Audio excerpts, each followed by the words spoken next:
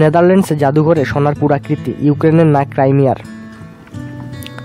নেদারল্যান্ডসের একটি আদালত রায় দিয়েছেন, ক্রাইমিয়ার জাদুঘর ডাচ জাদুঘরে প্রদর্শনের জন্য যেসব প্রাচীন মূল্যবান সম্পদ দিয়েছিল সেগুলো ইউক্রেনকে ফেরত দিয়ে দিতে হবে।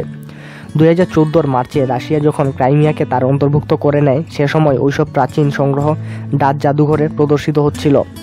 ক্রাইমিয়ার 4টি জাদুঘর জিনিসগুলো তাদের সম্পত্তি বলে ফেরত চাইলেও ইউক্রেনের বক্তব্য ছিল জিনিসগুলো তাদের জাতীয় সম্পদ। আমস্টারডামের আদালত তার রায়ে বলেছে, ইউনেস্কোর নিয়ম অনুযায়ী এসব পুরাকৃতি সার্বভৌম একটি দেশের কাছে স্থানান্তর করতে হবে। যেহেতু ক্রাইমিয়া কোনো সার্বভৌম দেশ নয়, তাই আদালত তার রায়ে বলেছে এসব সংগ্রহ কোথায় যাবে সে বিষয়ে সিদ্ধান্ত নেবে ইউক্রেন। ইউক্রেনের আদালত সিদ্ধান্ত নেবে এগুলোর আইনগত মালিককে।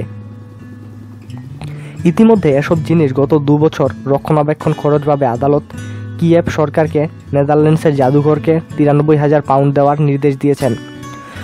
2014 মে মাসে থেকে ডাচ জাদুঘরে ক্রাইমিয়া, স্বর্ণ ও কৃষ্ণ সাগরের গোপন সম্পদ নামে একটি প্রদর্শনীতে সোনার তৈরি মূল্যবান এসব সামগ্রী দেখানো হয়েছে।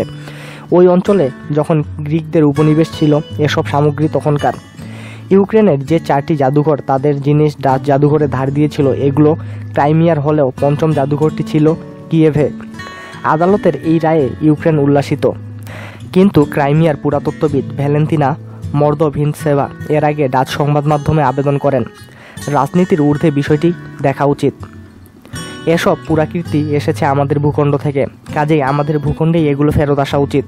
তিনি এই প্রদর্শনীর সঙ্গে ব্যক্তিগতভাবে যুক্ত ছিলেন। রাশিয়ার সংস্কৃতি মন্ত্রণালয় এই রায়ে নিন্দা জানিয়েছেন। তারা বলেছেন, এই রায় জাদুঘরগুলোর মধ্যে পুরাকৃতি বিনিময়ের আন্তর্জাতিক নিয়মনীতি চরমভাবে লঙ্ঘন করেছে।